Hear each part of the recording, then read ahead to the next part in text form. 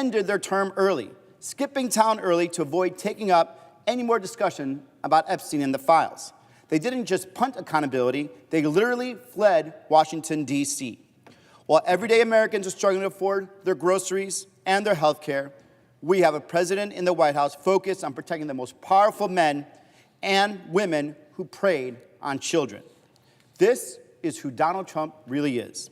He campaigns as a man of the people. When it comes down to it, he is a servant of the powerful and the elite. He built a movement claiming to fight those same elites, and now he is protecting them every way possible. And the American people are seeing right through it. They spent years listening to Trump promise that he was going to release the Epstein files, and now he is mocking them every day for even believing him and all his lies. But the American people are not stupid. They know something is off. They smell it. If Donald Trump really wants these files released, they'd be out already. Instead, he's orchestrating a cover-up, and he is not acting alone. The entire Republican Party, the FBI director, the intelligence community, and the Justice Department are backing him up to bury the truth.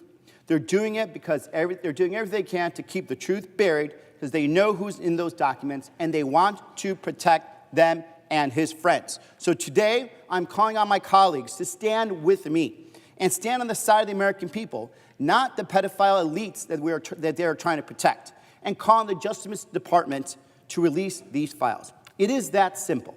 If there's nothing to hide, then come out and prove it. As if in legislation, and notwithstanding Rule 22, I ask unanimous consent of the Committee on Judiciary be discharged from further consideration, and instead now proceed to consideration of S.R. 325. Further, I ask unanimous consent that the resolution be agreed to, the preamble be agreed to, and that the motions to consider be considered made and laid upon the table with no intervening action or debate. Is there objection? Mr. President, The senator from Oklahoma is recognized. I reserve the right to object. As we hear my colleague from Arizona use, I'd say, very liberal truths to what he was saying by not giving all the facts, I'd also propose a question: where was all this outrage over the last 4 years when Director Wray was over the FBI and Attorney General Garland was over the DOJ? He knows, I know, and all the Democrats know that if there was anything to do with President Trump, they would have happily released it. My Lord, you went after him for everything else you could possibly think of. Why wouldn't you possibly go after this? Well, it's because this is nothing but political theater. We know that. We know that what your resolution does is it doesn't actually have transparency, because we all want transparency.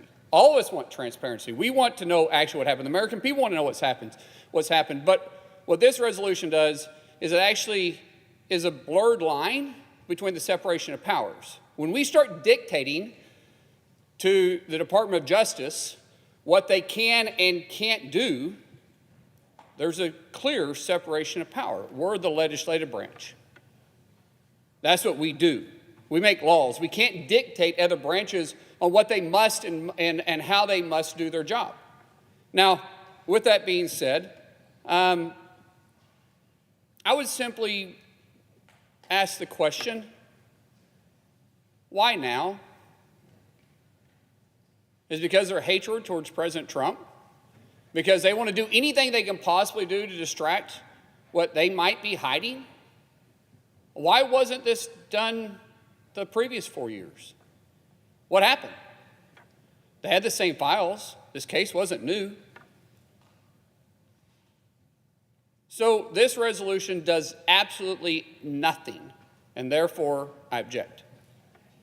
Objection is heard. Mr. President. Senator from Arizona has the floor. Mr. President, reserving the right to object. Sorry.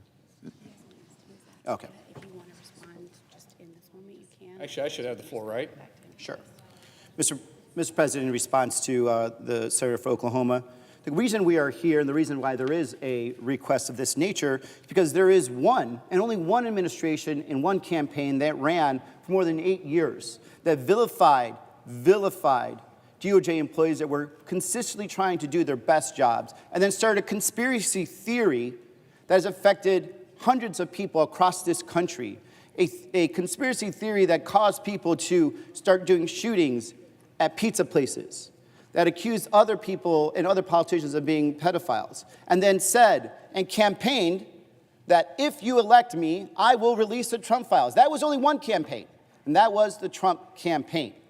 So now, as he is in power, as he has gotten power, he has specifically said he would release his campaign. He had an attorney general that said, I have now the files on my desk right now, and I will be releasing it. And soon as we heard, first from Elon Musk, that Trump himself is in the files, and all of a sudden we started seeing the cover-up starting. First he wasn't, then he was, then it was created by somebody else, then it's coming after him. This is all because the president has to answer to the American public. Did you lie for those 8 years and put all these employees, all these innocent people at risk to cover up for your elite friends? Or is there something in the file you are trying to hide to protect your friends? Because this whole issue has been started because of only one person and one campaign has made this a campaign issue. That is why the American public is demanding this. That is why the Republican House of Representatives has fled Washington, D.C. Washington, D.C. I have not heard of House of Representatives leaving Washington, D.C. since we had to get away from the redcoats. But that's what happened because this president wants to avoid accountability, and this president wants to continue to cover up for his elite friends. You get back. Mr. President, we all want transparency and for credible information on the Epstein case to be made public so that the American people can decide. The Trump administration has already said they are committed to releasing all available files. Last week, President Trump directed AG Bondi to produce any and all permanent grand jury testimony in the Epstein case. The resolution, my colleague from Arizona's resolution, tells the FBI and the DOJ how to do their job. My resolution would echo the seriousness of the directive from the President and the DOJ to the courts and calls the immediately to unseal all materials. When combined with what our House colleagues have done, this resolution moves forward providing justice to the victims and transparency to the American people. Mr. President, as I said before, we want transparency. But the courts control the grand jury. The judges that oversee the courts control the grand jury. We, in this body, can have resolutions back and forth and suggest that it be done, but truthfully, the judges have to do it. AG Bondi and the President has both already called upon the judges to release this information.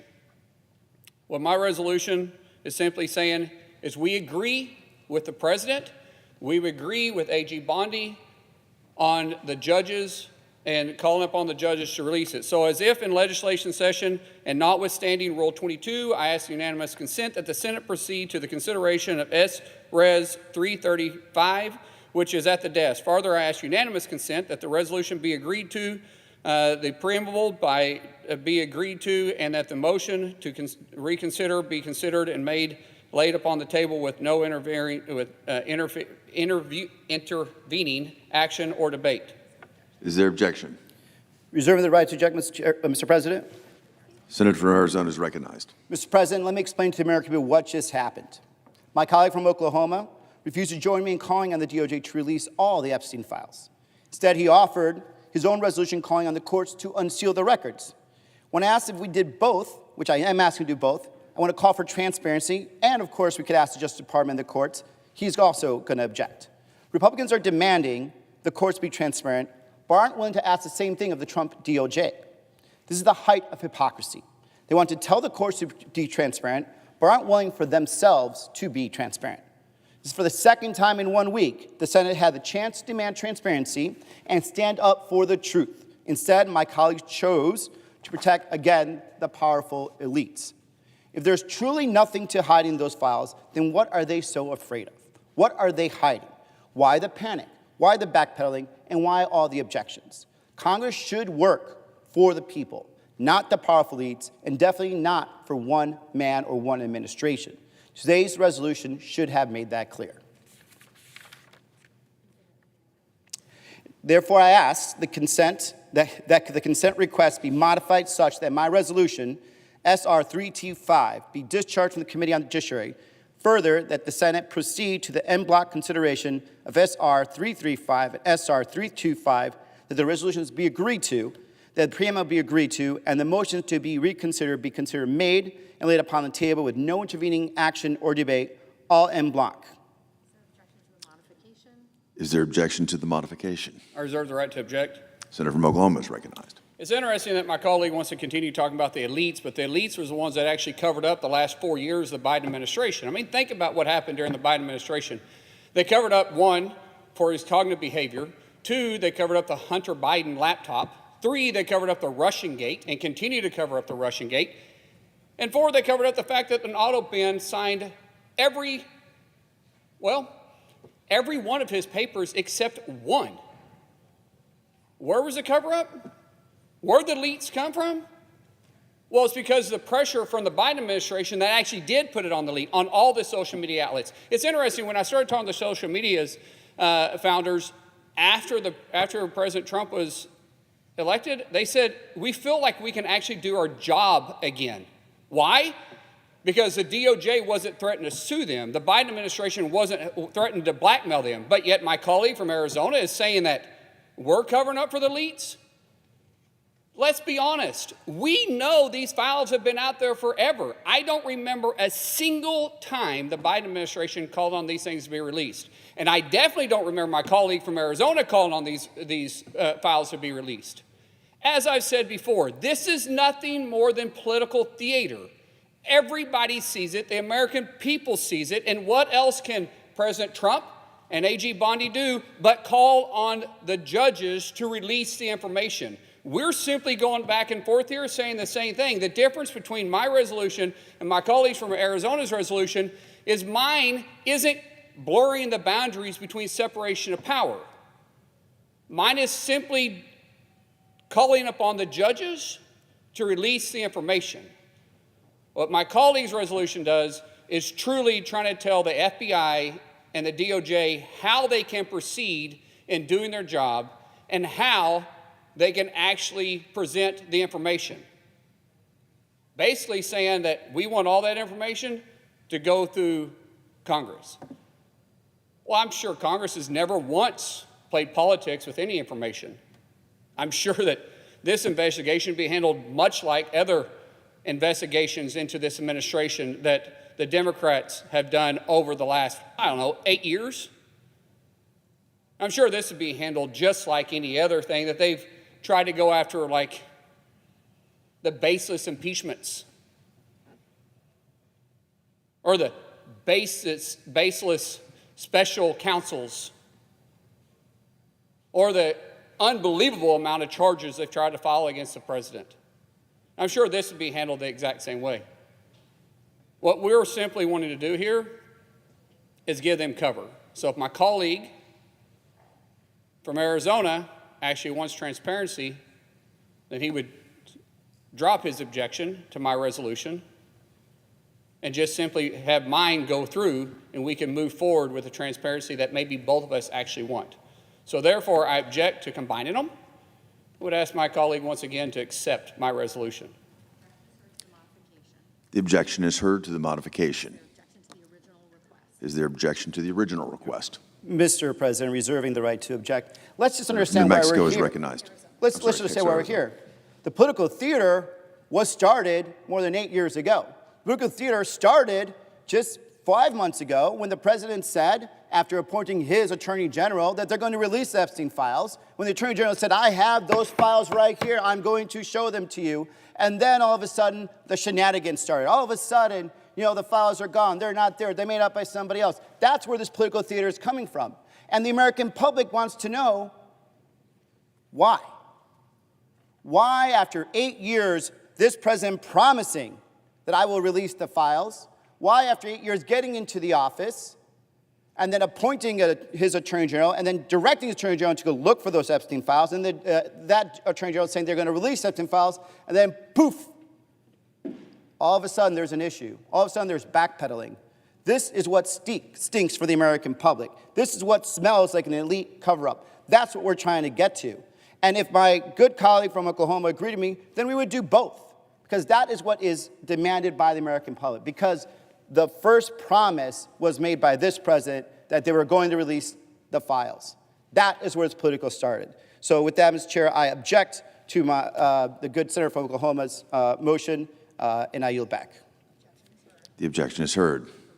I would, Senator from Oklahoma is in recognized. closing, I would just simply say, well, maybe my colleague from Arizona and I can work together if he wants to, and we can drop some of the stuff in his resolution. Maybe we can come up with a conclusion with my resolution, where I have concerns about yours blurring the lines between the separation of powers, and at the same time wanting transparency. If we can both agree we want transparency, then we've worked together on several issues in the past.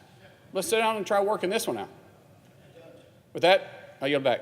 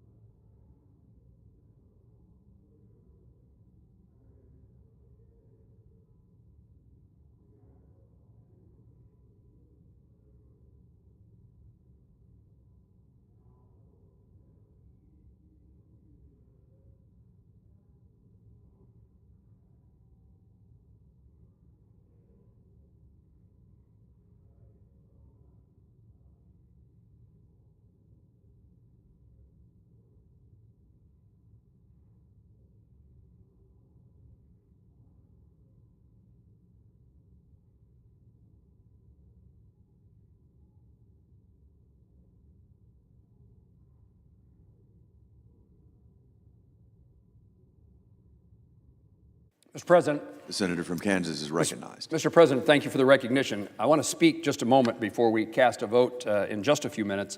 I want to speak about the importance of confirming the nomination of Army Captain Richard Topping to be the Chief Financial Officer at the Department of Veterans Affairs.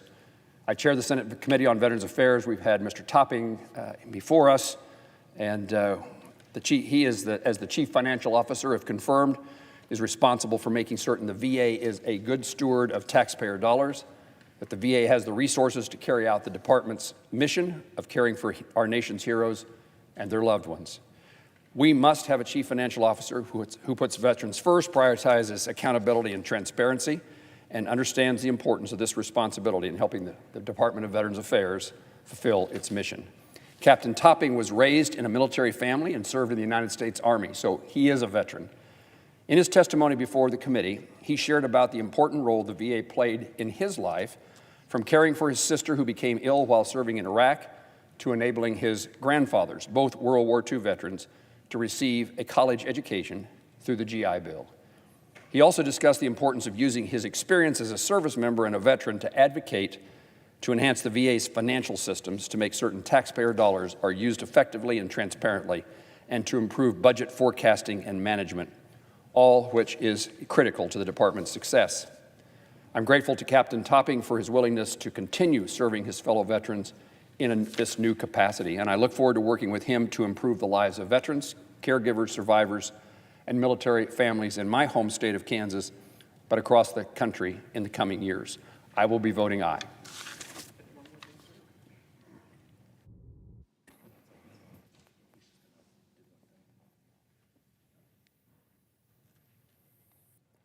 Mr. President. Senator from Kansas. I ask unanimous consent to waive the mandatory quorum call with respect to the Bovee nomination. Without objection. Mr. President. Senator from Connecticut is recognized. Mr. President, I rise sadly and reluctantly to oppose Richard Topping as the next VA financial officer, and I say sadly and reluctantly because the VA really needs leadership now at a time of mass firings, freezes on hiring, cuts, and the kinds of chaos that we're seeing at this great institution that serves our nation heroes. We need a really experienced, steady, principled, financial leader. And unfortunately, Richard Topping is not that person. He is not the kind of accountable and transparent leader that the American people and veterans across the country expect at the VA. When I questioned him at his nomination hearing, just to give you one example about a government audit that found extreme errors in his judgment while he was CEO of a company called Cardinal, he blamed the Democrats. He blamed others for his own shortfalls. That's not leadership. That's not what our veterans identify as leadership. He has never been the chief financial officer of any company. He has never been CEO of a public company. That is to say, an institution responsible to shareholders or to the public. And he lacks essential qualifications in his educational background as well as in his experience. The VA's 2025 budget request is for $370 billion. It's second only to the Department of Defense. It needs someone who not only is loyal to President Trump, in fact, more than loyalty to President Trump, it needs someone with the objective qualifications and experience. His main qualification is, in fact, his fealty to Donald Trump. That is not the qualification that should count here. What we need is someone who will do the job with the excellence and integrity that veterans have a right and need to expect. I urge my colleagues to vote against this nomination, and I yield the floor.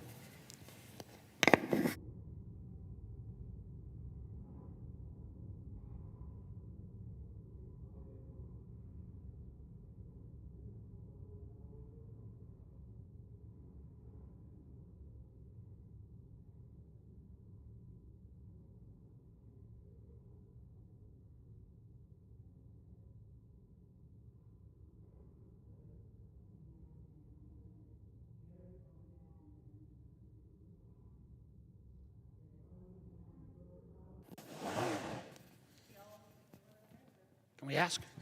Mr. President? Senator from Virginia is recognized. Mr. President, I ask unanimous consent that we move up the 145 vote to start right now.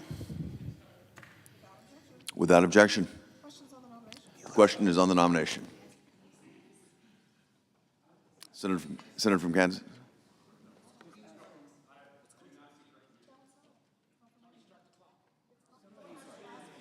Somebody asked is there a sufficient second? There appears to be. The clerk will call the roll. Ms. Alsobrooks, Ms. Baldwin, Mr. Banks, Mr. Barrasso, Mr. Bennett, Mrs. Blackburn, Mr. Blumenthal.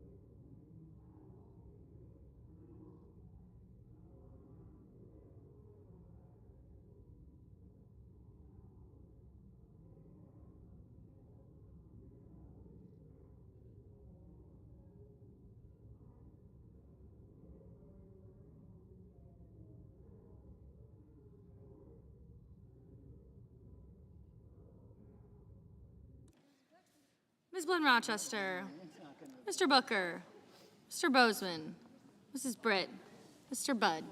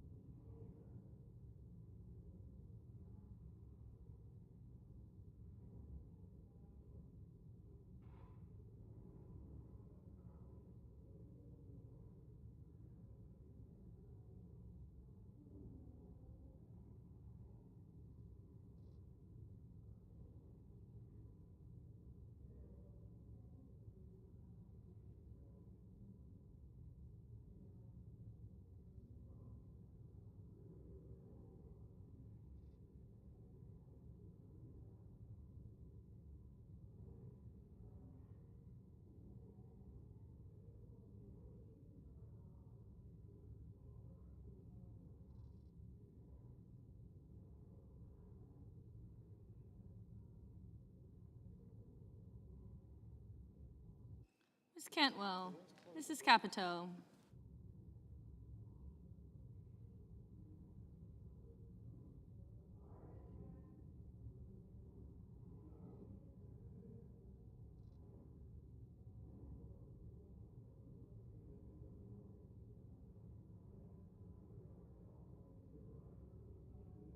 Mr. Cassidy, Ms. Collins, Mr. Coons, Mr. Cornyn, Ms. Cortez Masto, Mr. Cotton, Mr. Kramer.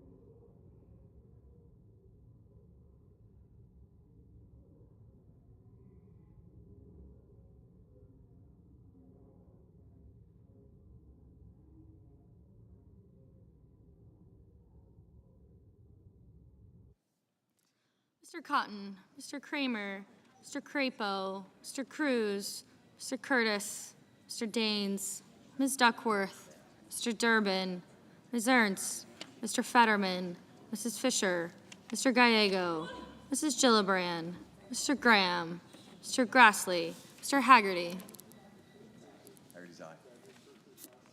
Ms. Hassan, Mr. Hawley, Mr. Heinrich, Mr. Hickenlooper, Ms. Hirono, Mr. Hovind, Mr. Husted, Mrs. Hyde-Smith, Mr. Johnson, Mr. Justice, Mr. Kane, Mr. Kelly, Mr. Kennedy, Mr. Kim, Mr. King, Ms. Klobuchar.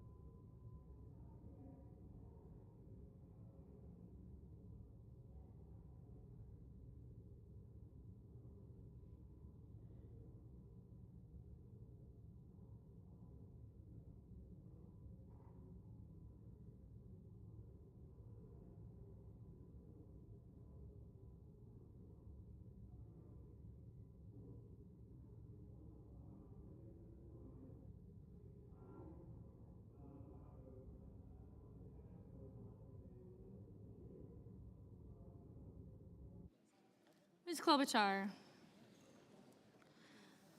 Mr. Langford, Mr. Lee, Mr. Lujan, Ms. Lummis, Mr. Markey,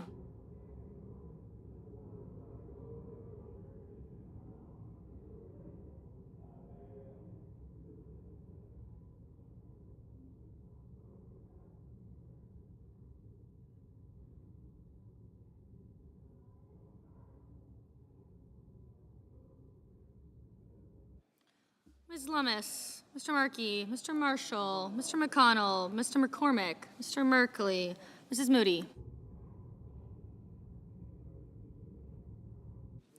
Mr. Moran, Mr. Marino, Mr. Mullen, Ms. Murkowski, Mr. Murphy, Mrs. Murray, Mr. Ossoff, Mr. Padilla, Mr. Paul, Mr. Peters, Mr. Reed, Mr. Ricketts, Mr. Risch,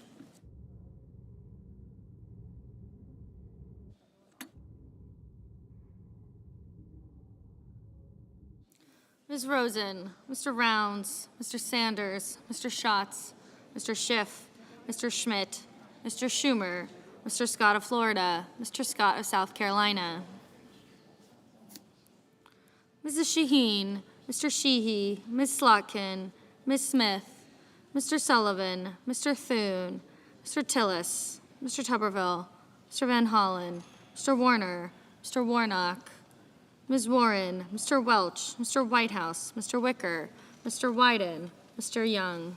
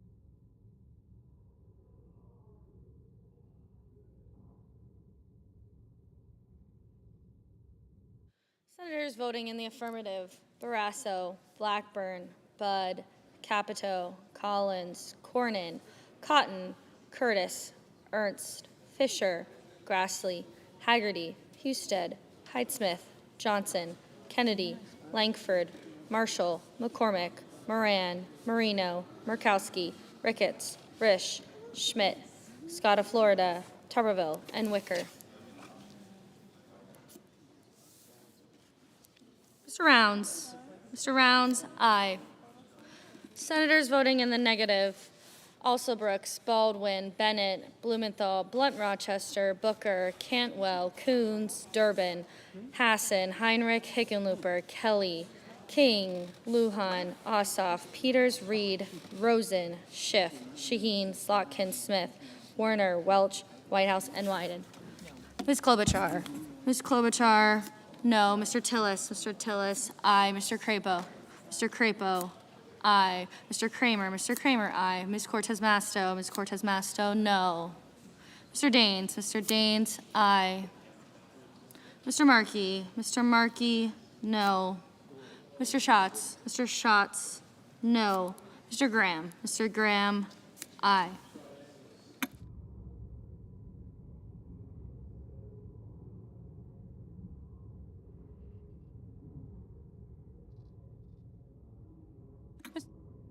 Mr. Warnock. Mr. Warnock, no.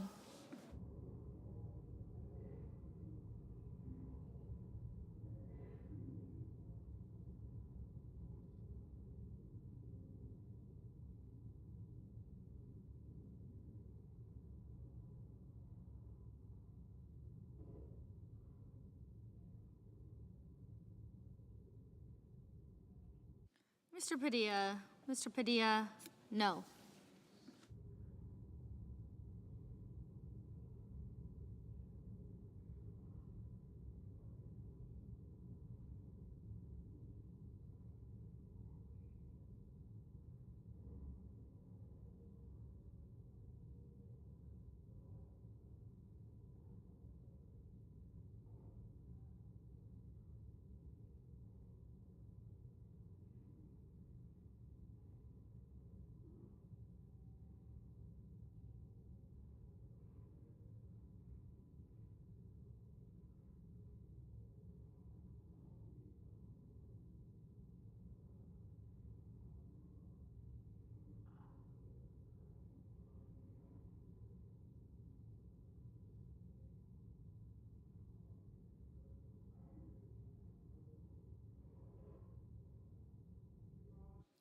Mr. Bozeman. Mr. Bozeman, aye.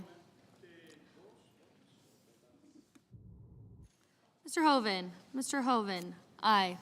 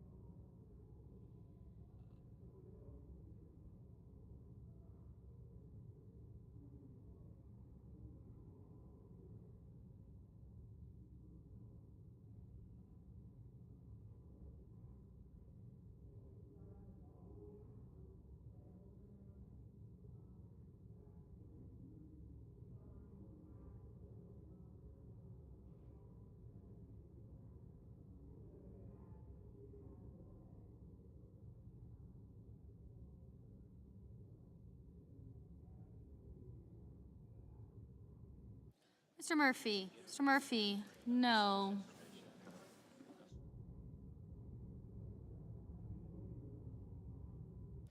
Mr. Van Hollen. Mr. Van Hollen, no.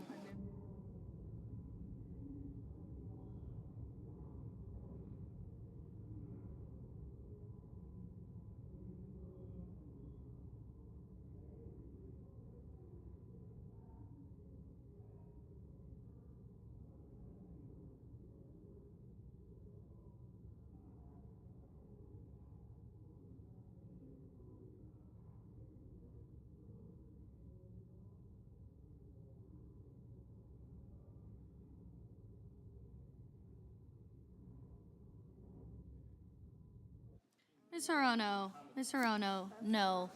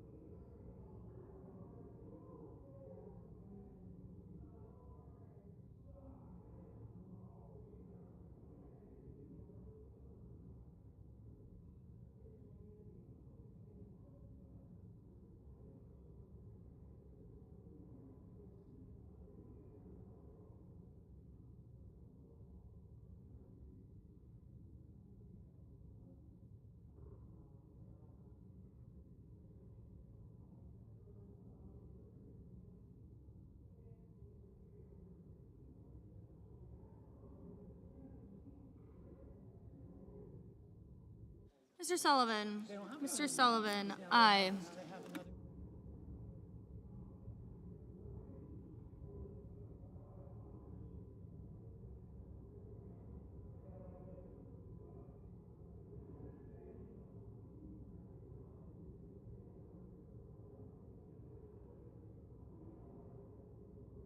Mr. Fetterman. Mr. Fetterman, no.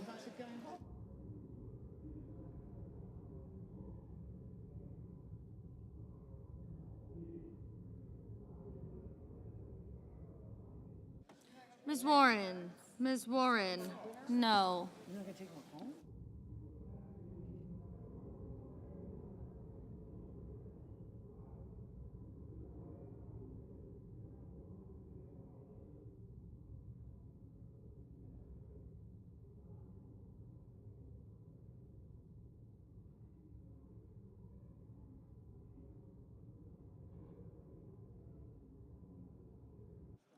Mrs. Murray. Mrs. Murray, no. Mrs. Gillibrand.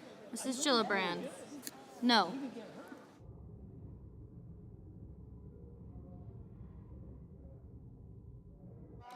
Mr. Paul. Mr. Paul, aye.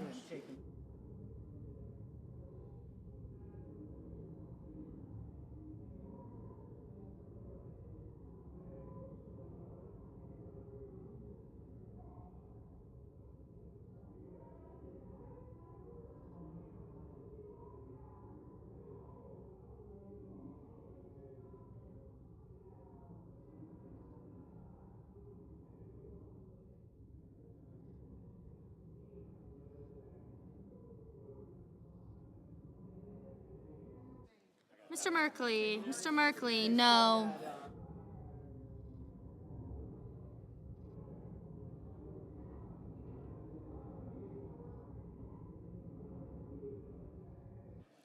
Mr. Kim. Mr. Kim, no.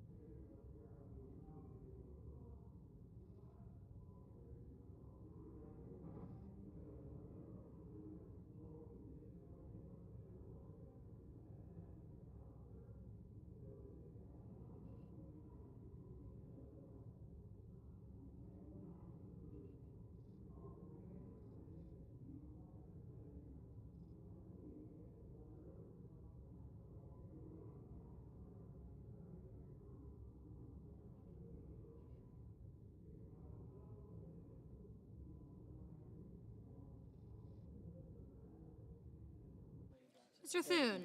Mr. Thune. Aye. Mr. Schumer. Mr. Schumer. No.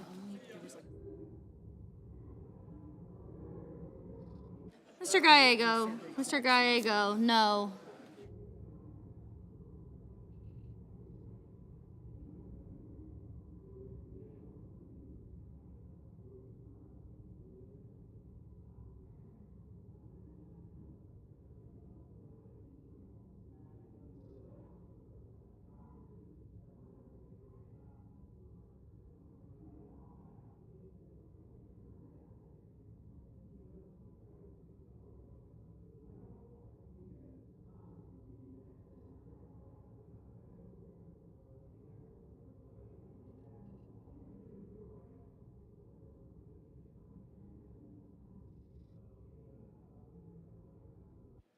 Mr. Cruz. Mr. Cruz, aye.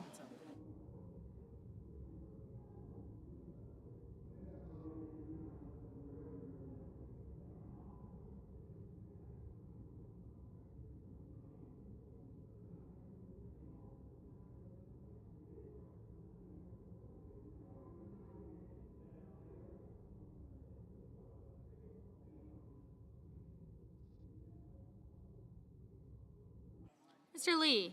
Mr. Lee, aye.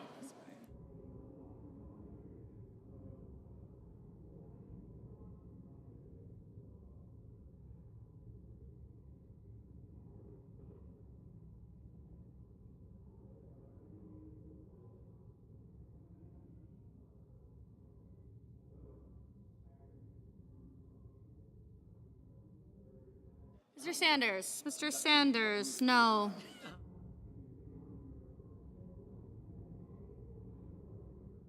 Mr. Duckworth. Mr. Duckworth, no.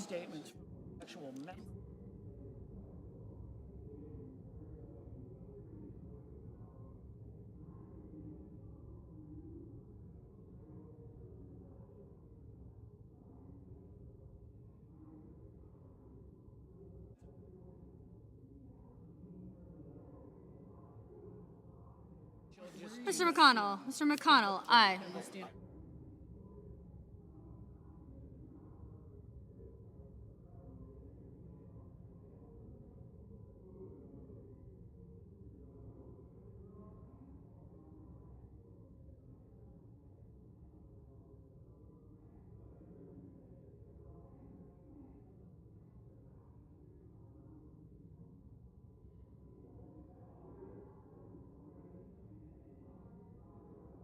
Ms. Lummis. Ms. Lummis, aye.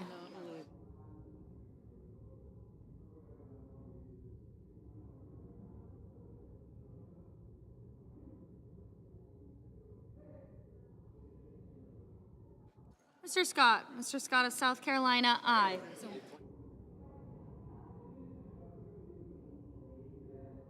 Mr. Hawley. Mr. Hawley, aye.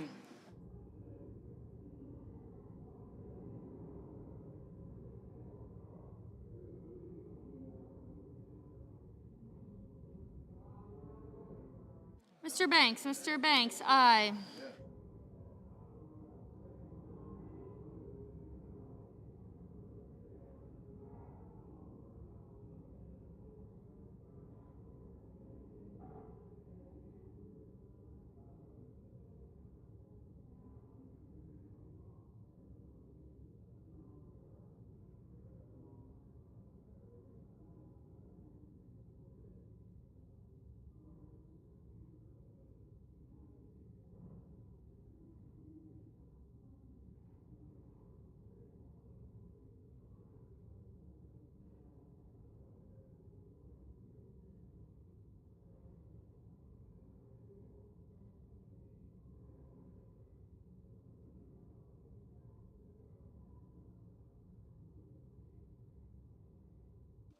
Mr. Mullen. Mr. Mullen, aye.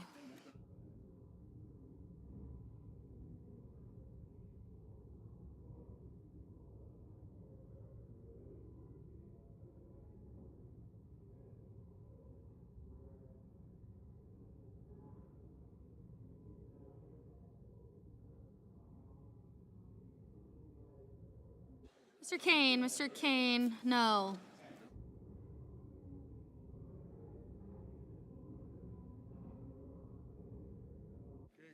Mr. Justice, aye.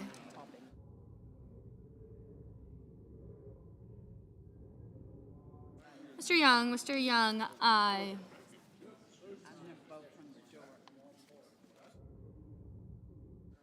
Mr. Sheehy, aye.